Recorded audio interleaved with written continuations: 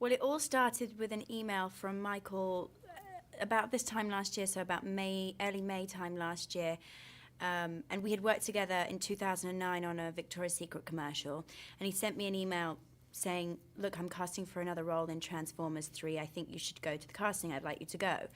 And so, you know, I was a bit apprehensive. There was, you know, then there was no information around the role and whatnot. And, you know, but when a director of a movie of this size tells you to go to an audition, you would be smart to get yourself down to it. So I went and did what I thought wasn't a particularly great job, but apparently was a good job. And I got a phone call a couple of days later asking me to be in the film. And actually, I was casting for the new female lead.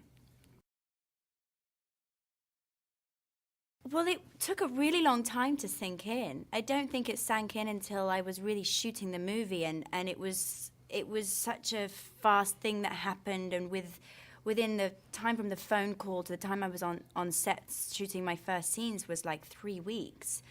And so it kind of just turned me upside down, and I didn't have much time to really think about, oh my gosh, I'm doing this movie. It was just like, okay, you've got to do this, this, and this, and you know, get into acting class and go study the script and fittings, and then I'm on set, and then it was like, oh my gosh, I'm on set, I'm shooting a movie. But I was thrilled. I mean, it's a mix of emotions for sure. I think for me it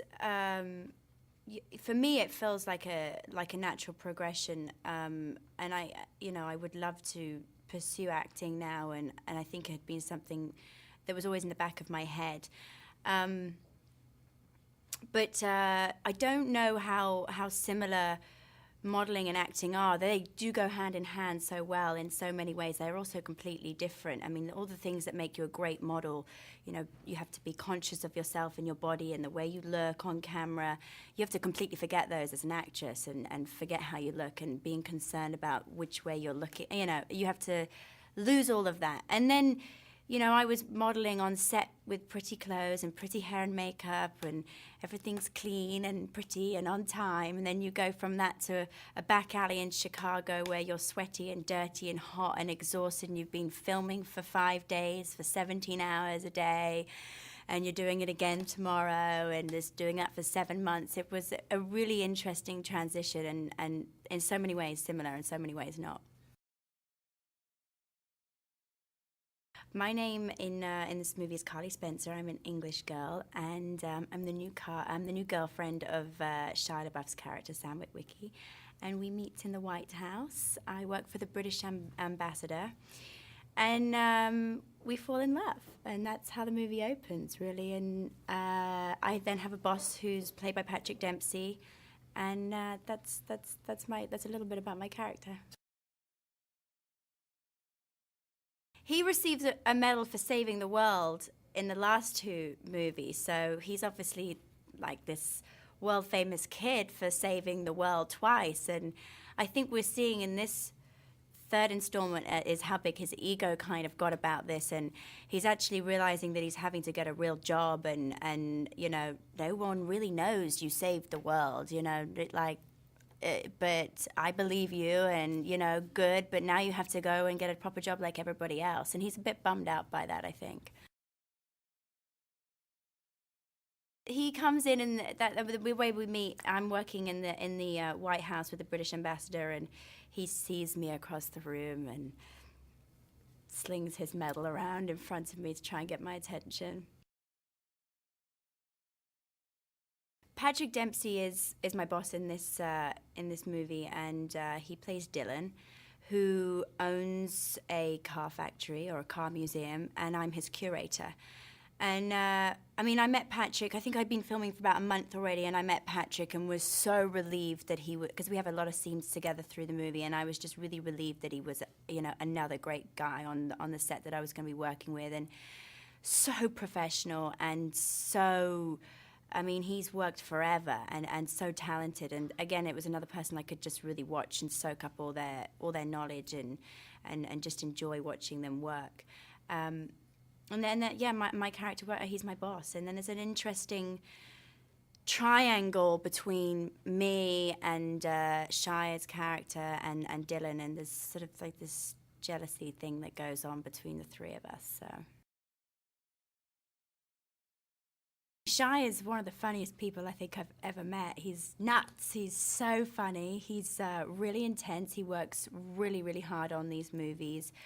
He's like a walking Transformers encyclopedia. He was always there to help me and hold my hand and baby me through the whole thing. And, you know, he's just talented. He's so, so talented. And to get to watch that every day for 7 months for me was enough, you know, even if I wasn't in this film, you know, just to be alongside him as his co-star, I'm just so proud of that. And you know, I really wanted to work hard for him as much as anybody else. So I don't think I realized how huge these movies were until we got to Chicago. And it was when I was in my hotel room and we were about, you know, we were staying in a big skyscraper, and it was about, I was in like the 20th story.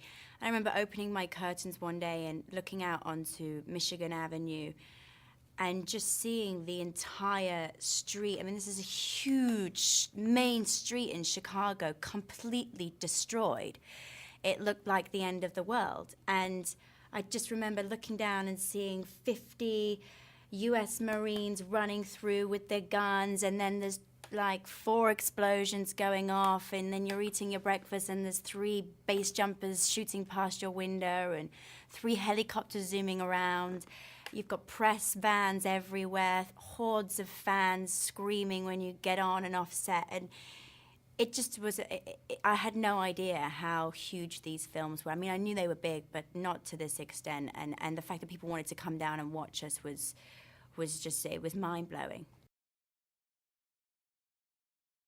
It was the point I think I realized that my life was never going to be the same again, and how exciting this was, and you know, being a part of those sets. I mean, to walk through those sets was, you know, I didn't even feel like they're so real, they're so realistic. They made you feel whatever you needed to feel for the scenes. And I mean, everybody works whatever aspect, whether it be the set designing or the costume designing. It just felt so realistic for me, and it was amazing. That was a stage that was built in LA, and we called it the Tilted Building, and it was basically because it was what I can describe as a floor of a skyscraper, an office floor, and it came up on a crane on a tilt to about a 40-degree angle. I think it was about 40 degrees. And you know, they changed the set in various ways to make it look like the inside of an office building, and then we also changed it to look like the outside, so it looked like the glass panels of a skyscraper. And it was like in our last few days of filming, and we would sit at the top of it, about 6, 7 of us, myself, Shia, Tyrese, the Navy SEALs, and we'd be sliding down this thing, and it was about 100 feet drop. I mean, it was the funnest thing ever. We were just sliding down it over and over again. They would be throwing chairs down after us, and plants, and fake glass, and you know, you covering yourself. And I would always shoot down first. For some reason, I'd get to the bottom first. And it took about 2 times for me to realize that if I didn't get out of the way quick enough, I was about to get flattened by like a 300-pound Navy SEAL or US Marine or Tyrese or Shia was going to come down, and you'd hit the pads and run off as soon as you can. I was just thrilled to be, you know, working with someone that's so talented. And Michael works really hard on these movies, and it really shows. And he wants everybody to come and bring their A game, and he wants everybody to come and work as hard as he does. He's an intense director. Everybody knows that. And you know, I think for me the most important thing when I took on this movie was to work really hard for him, because he's given me such an amazing opportunity, and I didn't know quite how to thank him for it. He's changed my life, and he's given me a career and a chance, and he really took a chance putting me in this movie. So I sort of said to myself, how am I ever going to thank him? And the only thing I could think of was just to work really, really hard and bring my A game every day to set, which I hope I did. I really hope. I haven't seen any movie in 3D. I'm not going to lie. I've seen this movie in 2D. I cannot imagine how insane it is going to be in 3D. I can't think of a better movie to be in 3D with these robots and the special effects and the explosions. and the characters. I haven't been to see a movie in 3D just because I'm waiting to see this one in 3D, and I want this to be my first experience of 3D. But seeing it in 2D was mind-blowing. It looks incredible, the effects, the robots, and you have to remember we don't even shoot the movie with the robots in there. And so now for me, who's not done this before, goes in the edit room and sees all the robots coming in and seeing all the special effects being added on, it's like a whole other movie to me, and it just looks brilliant. So to see it in 3D, I can't imagine. It's going to be amazing. Hold on to your seats, people. One thing I learned from this movie with a wardrobe was to try and persuade the director not to make you wear heels all the way through an action sequence, and to try and choose things that are cool when you're going to hot destinations. But, you know, I mean, the costumes were some of the funnest parts of me getting ready with all the costumes, because I love fashion, and that's been such a big part of my life, and I really wanted to bring that to my character and make her kind of fashionable, and that's what me and Deb Scott did throughout the fittings. But yeah, heels was definite. Oh, and if you can get jeans that you can fit stunt pads down, that might be a good idea too. I really hope there's another film so I can be with my family again. They're such a great group of guys, and I felt so embraced by everybody. I think on my first day of work I was so nervous, and everybody from the cast to the crew, everybody that worked on that movie came over and introduced themselves and welcomed me to set and embraced me and said how happy they were for me to be there, and if there was anything I needed, just to let them know. And you know, I felt like Queen Bee, and everybody really made me feel special and welcomed, and there was definitely nerves. I was definitely worried that I wasn't going to be welcomed, and you know, I was going to feel like the new girl at school, but no, that wasn't the case.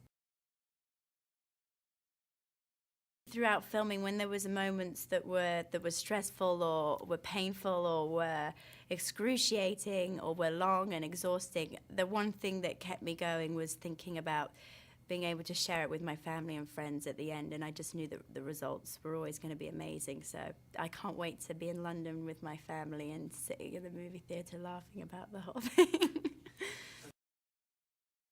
We are in Moscow, Russia, on the top of the Ritz-Carlton Hotel, and that is looking out into the Red Square. I think it offers, I mean, just looking out there, some of the most beautiful architecture I've ever seen. It's a real culture shock. It has a great nightlife scene here, which I experienced the first time I was here. And, you know, the people are really, like, interesting and fun, and you know, the food, it's a different place. I haven't spent much time here, unfortunately, but I'm really looking forward to taking a visit in the Red Square later. So we've got the premiere tomorrow night. It's the worldwide premiere of Transformers: Dark of the Moon, and it's my first premiere for my first movie ever, so I'm like so excited and anxious. And then after the premiere, we have a concert live with Linkin Park in the Red Square, which is like insane. So I'm also looking forward to that as well. I mean, every day brought new challenges for me throughout the whole of filming, but my favorite days were when we got to do action sequences, which helps as it's an action movie. You know, and that was, you know, I got to learn a lot, and I just enjoyed just losing myself in the moment. I'd go up in wires and be jumping through explosions and racing in cars and running through gunfire, having 4 cars explode behind me. I mean, the whole thing was just so thrilling and exciting, and I love all of that. I'm a bit of an action girl, so for me that was really fun. Yeah, I loved the first 2 movies, and I'd seen them prior to even knowing that I was going to be in this film, and adored them. And I think that there's something for everyone in these movies. There's, you know, it's full of comedy. There's the romance. There's the emotion, there's the action, there's the special effects. So there's really something for everyone from all ages. I feel like my granny could go see this. I feel like my younger brother could go see it. There's something for everyone, and it was great for me, you know, doing my first movie to get to try my hand at everything from comedy to romance and action and drama, and, you know, and I think that this movie is a little bit more drama-led. There's a little bit more of a story in it, you know, as well as a lot of special effects. And you know, there's a few new characters which are going to be introduced, myself being one. So, yeah. I haven't seen it in 3D. I've seen the film, I saw the film about 4 weeks ago in Los Angeles, and I've since then really been on promotion, and I've never seen a movie in 3D. And when I knew that this one was going to be in 3D, I said, well, I'm not going to watch one in 3D. I'm going to wait to see Transformers in 3D, because I can't imagine a movie that really suits 3D better than Transformers. It was almost made for Transformers. And I'm waiting till the London premiere, because all my family and all my friends and everything, my granny and granddad are going to be there, and so I want to sit with them and see their faces and experience it 3D for the first time for me too. Michael's great. I had a blast working on this movie, and I feel very grateful to Mike and to everybody that believed in me and took a chance on me. You know, and Michael, I've never been around anyone that works as hard as him. He's totally dedicated to these movies. He spent 6 years of his life working on them every single day. You know, as an actor, you come on the set and you work for 7 months, and then, you know, you're kind of done. You do maybe a month of promotion. But Michael does the pre-production for 6 months, and then he films it for 7 months, and he does post-production on it, and then he promotes it. So it's really like, it's been his whole life for 6 years, and you know, he works really hard, and I really wanted to come to set, and the only way I felt like I could thank him for giving me this opportunity was by working really hard for him, which I hope I did.